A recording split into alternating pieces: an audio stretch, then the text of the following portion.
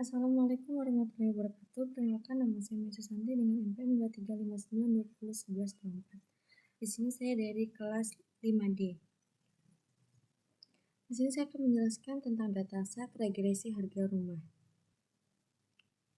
Business understanding. Harga properti adalah indikator yang baik untuk kondisi pasar secara keseluruhan dan kesehatan ekonomi suatu negara.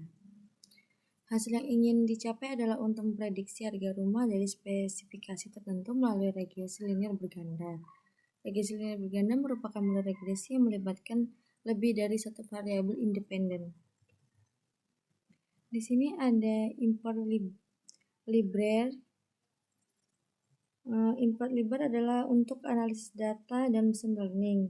Di sini codingnya ada import NumPy dan Pandas. Ini codingan untuk mengelola data numerik dan tabel. Terus ini ada Seaborn dan adalah membuat visualisasi data.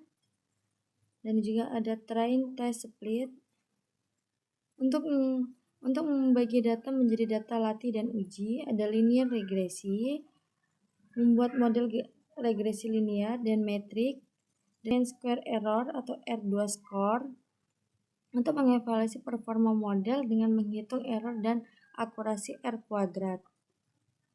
Intinya kode ini untuk menyiapkan semua data untuk analisis data, membuat model regresi linear dan mengevaluasi hasilnya.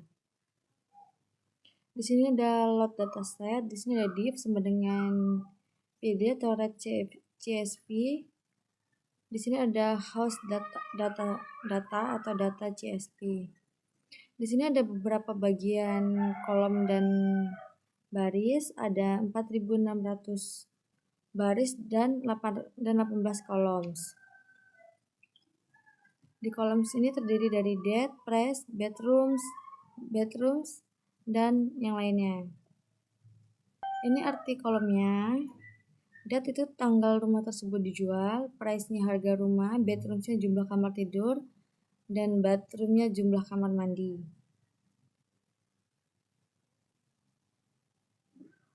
Di sini ada data cleaning,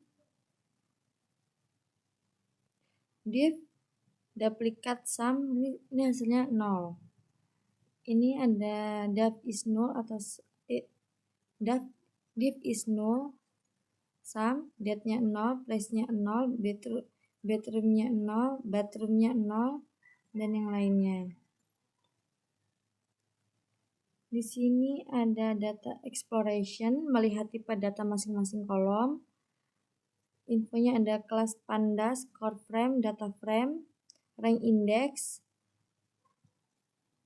data columns, totalnya ada 18 columns. Di sini ada date-nya 4.600 non-null, objek, dan yang lain-lain. Melihat info statistical data. Di sini ada beberapa baris dan kolom. Di sini ada kolom count, mean, standar, mean, 25%, 50%, 75%, dan maksimalnya. Ini ada codingan melihat korelasi antar kolom price. Nah, ini di sini ada diagram price-nya. Kode itu dipakai untuk melihat korelasi tiap fitur dengan price dalam dataset. Dev core-nya hitung korelasi antara kolom numerik,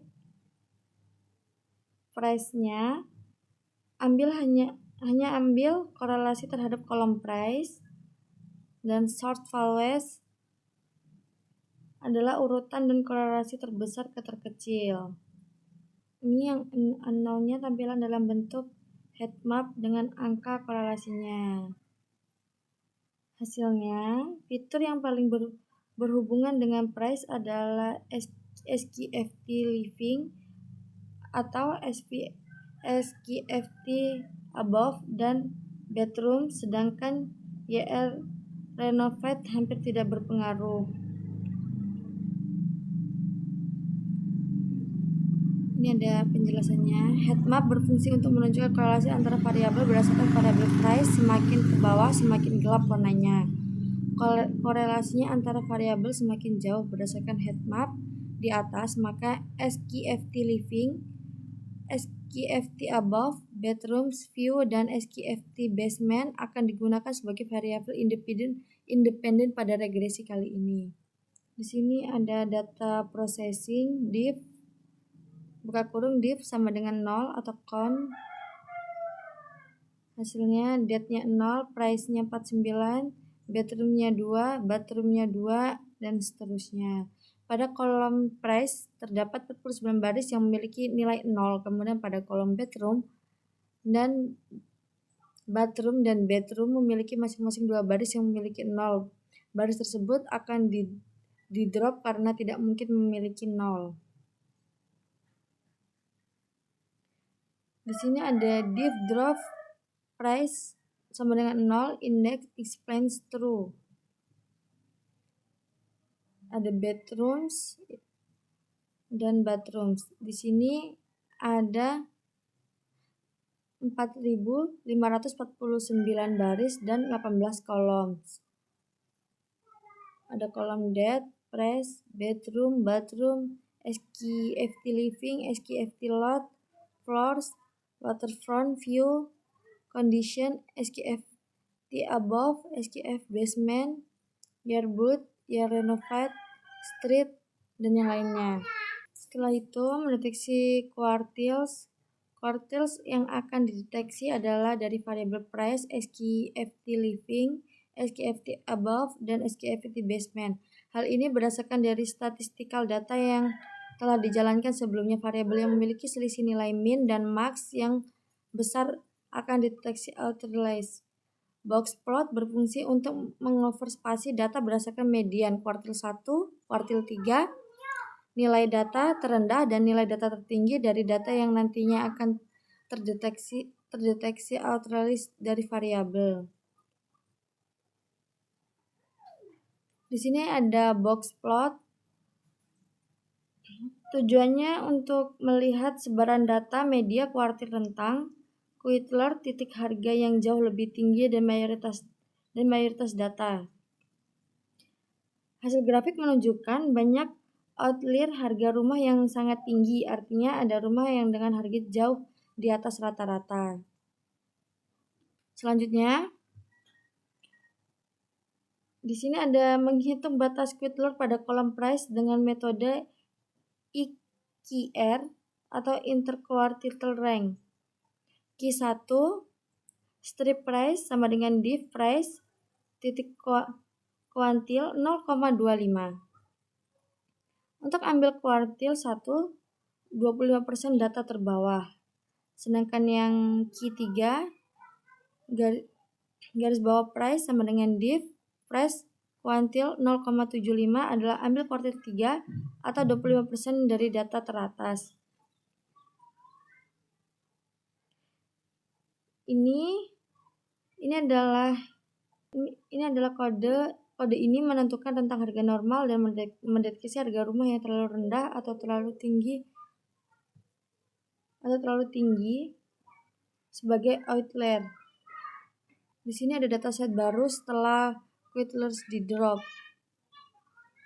Di sini ada beberapa kolom dan baris. Yang isinya ada date, price, bedroom, bathroom, dan yang lainnya. Ini ada SKFT living, memperlihatkan sebaran luas lantai. SKF living kotak box untuk menunjukkan rentang antar kuartil Q1 dikurang Q3 sampai Q3 dan garis di dalamnya adalah median. Garis whisker memperlihatkan rentang normal sampai 1,5 IQR dan titik di luar whisker adalah kuartil. Pada plot ini terlihat banyak outlier di sisi kanan. Distribusi skewed ke kanan, beberapa rumah sangat besar atau luas dibandingkan mayoritas. Di sini juga ada beberapa kolom dan baris. tentang new div SKFT living. Ini ada codingan SKFT above, menampilkan sebaran luas lantai di atas tanah. SKFT above sama dengan box Q1 dikurang Q3 garis di dalam. Median whisker tentang normal sampai 1,5 kr titik-titik Whittler. Banyak titik di sisi kanan. Distribusi skid weight ke kanan beberapa rumah sangat besar. Whisker relatif pendek terhadap Whittler ada nilai ekstrim jauh di atas mayoritas. Penyebab rumah mewah atau bertingkat besar atau entry data salah. Implikasi outlier bisa mempengaruhi model regresi koefisien bias MI-SI atau meningkat. Selanjutnya ada Q1 above dan Q3 above adalah kuartil ke-1 atau 25% dan ke-3 75% dari data SKFT above. QR above adalah rentang antar kuartil Q3 above dan Q1 above. Above lowered dan above upper adalah batas bawah dan atas untuk mendeteksi quilter. Data di bawah above lowered dan di atas above upper dianggap quilter. Selanjutnya ada codingan new div SKF above. Di sini ada beberapa baris dan kolom. Ini ada SKF basement. Tujuan box plot untuk memvisualisasikan distribusi data dan mendeteksi quilter nilai pengecilan pada kolom. Komponen box plot kotak atau box menunjukkan rentang antara kuartil 1 Q1 dan kuartil ketiga Q3 disebut IQR. Garis tengah di dalam kotak adalah median nilai tengah. Antena atau whiskers menjangkau data yang berada dalam 1,5 dikali QR dari Q1 dan Q3. Titik-titik di luar whiskers adalah quilter, yaitu nilai yang ekstrim lebih besar dari Q3 ditambah 1,5 dikali IQR atau lebih kecil dari Q1 dikurang 1,5 dikali IQR. Mayoritas nilai SKF basement berada di bawah sekitar 1500. Ada banyak quilter ke kanan atau ring skate, termasuk nilai ekstrim di atas 3000 hingga hampir 5000. Median berada cukup dekat ke bagian bawah dari IQR, menunjukkan data condong ke arah nilai yang lebih kecil. Di sini ada codingan SKF basementnya. Ada 4190 baris dan 18 kolom.